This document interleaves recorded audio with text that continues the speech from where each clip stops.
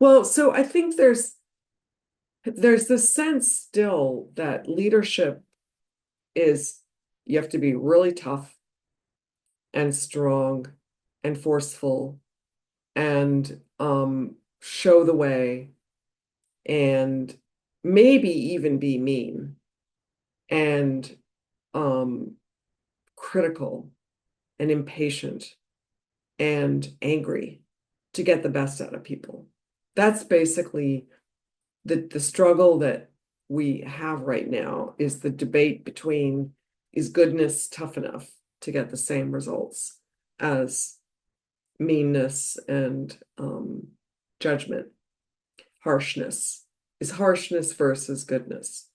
That debate is very much still alive because secretly people, I mean, there's a big discussion, of course, here about Elon Musk and Donald Trump and leaders like that.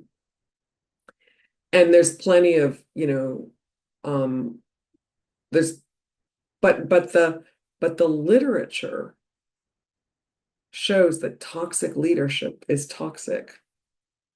And it's possible that the results would be just the same without the meanness and the toxicity and the harm, because you're basically creating the same things that coming back to childhood that damaged kids. Why wouldn't it damage adults? Why all of a sudden as adults are we, you wouldn't treat a kid like this and expect them to grow. Why do we think that adults are going to reform? That formula is not, we're not done with that. We're not over that conversation. We're still in a place where there's a lot of people that think that, to some extent, what Trump and Elon Musk have accomplished wouldn't if they weren't um, um, at some times in some situations toxic. So I think here's how I think about it. Um, I think that some of us just aren't willing to do that. Can't pay us to do that. And I think there's more of us now than there used to be.